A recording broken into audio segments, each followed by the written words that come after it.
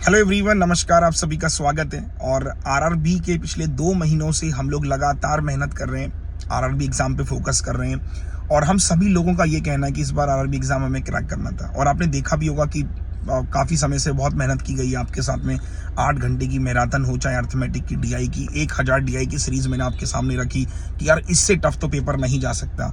और जब आप ग्राउंड पे आते हो ना, एग्जाम देते हो, तो आपको सच में रियलिटी पता चलती है कि आखिर किन बच्चों का सिलेक्शन होता है और किन बच्चों का सिलेक्शन नहीं होता है। आखिरकार क्या कमियां हैं जिसकी वजह से आप सिलेक्ट नहीं हो पाते। तो इस वीडियो को ध्यान से सुनना। मैं पूरा एनालिसिस करूंगा पेपर का कि इस पेपर में कितने क्वेश्चंस किए जा सकते थे, पेपर इजी है, टफ है, एग्जामिनर क्या सोच के पेपर बनाता है। तो शुरुआत करते हैं बिल्कुल शुरू से। नमस्कार दोस्तों, मेरा नाम अरुण सिंह रावत है और आज मैंने एग्जाम दिया। तो क्वांट में मैंने क्वेश्चन अटेम्प्ट किए 32 20 मिनट में। मेरे को ऐसा फील होता है कि 32 क्वेश्चंस मैंने कम किए। उसका रीजन मैं आपको बताता हूँ क्यों मैंने 32 क्वेश्चन कम किए। क्योंकि पेपर इतना डिफिकल्ट नहीं था। हाँ, मैं ये जरूर कह सकता हूँ कि मैं लकी हूँ कि भाई इस शिफ्ट में क्या क्या आया पहले वो देखना। अप्रोक्सीमेशन, मिसिंग और क्वाड्रेटिक, मतलब ये तीनों ही आ गए तो पेपर अपने आप ईजी हो गया। आप सोचो 15-16 नंबर तो आपके फ्री के मिल गए। इसके अलावा डीआई आई थी आपके पास में 2, एक टेबुलर डीआई थी जिसमें फिजिक्स केमिस्ट्री का सम था और एक में फिजिक्स केमिस्ट्री का रेशियो था। डीआई को डिकोड करने में 1 मिनट लगना था। उसके बाद क्वेश्चंस बनाने थे, क्वेश्चंस हल हुआ थे, लंबे थे नो डाउट। बट क्योंकि यार आप एक चीज बताओ, हम लोग पिछले 2 महीने से इन लंबे क्वेश्चन की तो प्रैक्टिस कर रहे हैं। बच्चों, आप उठा के देखना मेरी 1000 डीआई की सीरीज और फिर आप मुझसे बोलना कि अरुण सर आपने जो कंटेंट दिया आज पेपर में क्या वो नहीं था। लेकिन प्रॉब्लम, आज जितने बच्चे सेंटर में थे मेरे साथ में, वो बोल रहे थे कि सर हमने आपकी 1000 डीआई सीरीज करी है और हमारे मैथ्स में कम से कम एक बच्चे के 31 क्वेश्चन मैथ्स में हुए, वो मेरे साथ ही बैठा हुआ था। अब आप सोचिए। तो आज का शिफ्ट थोड़ा आसान भी था। मैं ये नहीं कहूंगा कि हाँ पेपर बहुत डिफिकल्ट था, पेपर आसान भी था। क्वांट में स्पेशली 32 जैसे मैंने किए, बच्चों ने भी 31-32 के आसपास किए। जबकि मैं ये समझता हूँ कि मैं मॉक नहीं लगाता हूँ, मैं रेगुलर बेसिस पे स्पीड नहीं कर रहा हूँ, तब भी इतना हो गया। मतलब अगर आप रेगुलर बेसिस पे मॉक लगाएंगे, थोड़ा अपने आप को और स्पीड में लेके आएंगे, तो यही क्वेश्चन 34-35 तक भी पहुंच सकते थे।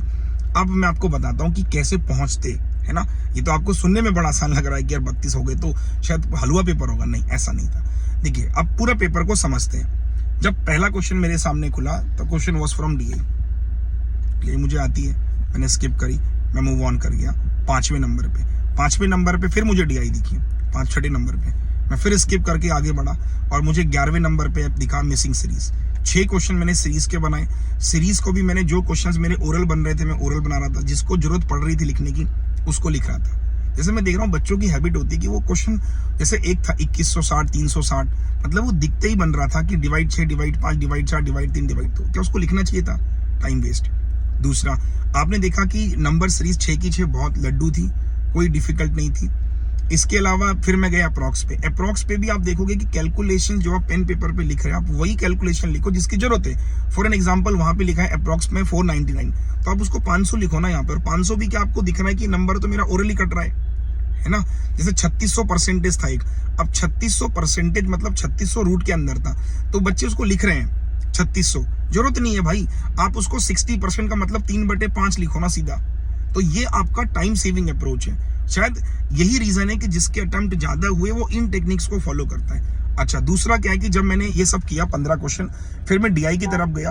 तो डीआई में मैंने देखा कि जो क्वेश्चन मुझसे बने मैंने बनाए। जैसे मैं आपको बताता हूँ, जो दूसरा पाई चार्ट था जिसमें ईस्ट, वेस्ट, नॉर्थ, साउथ और एक सेंट्रल करके परसेंटेज गिवन था, उसमें मैंने 3 ही सवाल बनाए। ऑनेस्टली मैं 5 भी बना सकता था, लेकिन क्या मेरे पास टाइम था? नहीं था।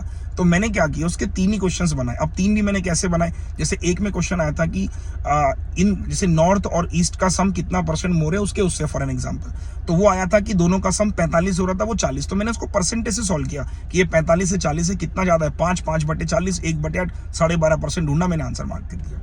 तो क्या था कि जो क्वेश्चंस मेरे को लग रहा था कि जिनमें रेशियो से ही काम हो जा रहा, परसेंटेज पाई चार्ट में दे रखा, उसी से मेरा काम हो जाए। जैसे एक में एवरेज निकालना था, तो एवरेज में मैंने निकाला, तो एवरेज आया मेरा 47/2 या 47/3 आया था शायद, आई थिंक, मुझे ध्यान नहीं आ रहा। हाँ, 47/3 आया था या ऐसी कुछ था।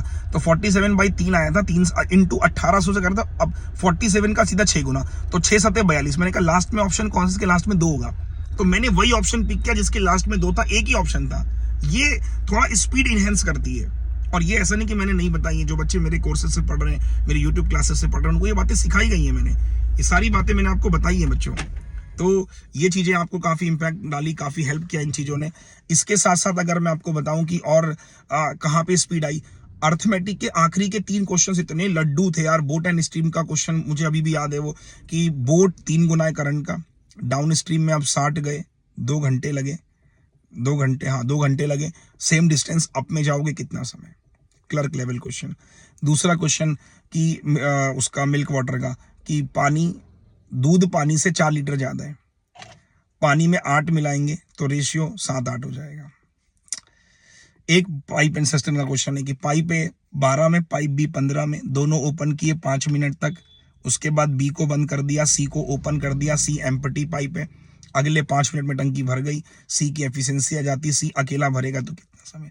प्रॉफिट लॉस का एक सवाल इतना लड्डू राम क्वेश्चन था, जिसमें यह था कि मार्कअप परसेंट मेरे ख्याल से 15 था, प्रॉफिट परसेंट 8 था, तो 7 रुपए का डिस्काउंट बना है ना, और डिस्काउंट 945 था, तो 7 की वैल्यू 945 एक बराबर लड्डू। तो ये टेक्निक्स थी जिससे आप क्वेश्चन जल्दी बना सकते थे। एक एवरेज का एज का क्वेश्चन था, वो काफी इजी था।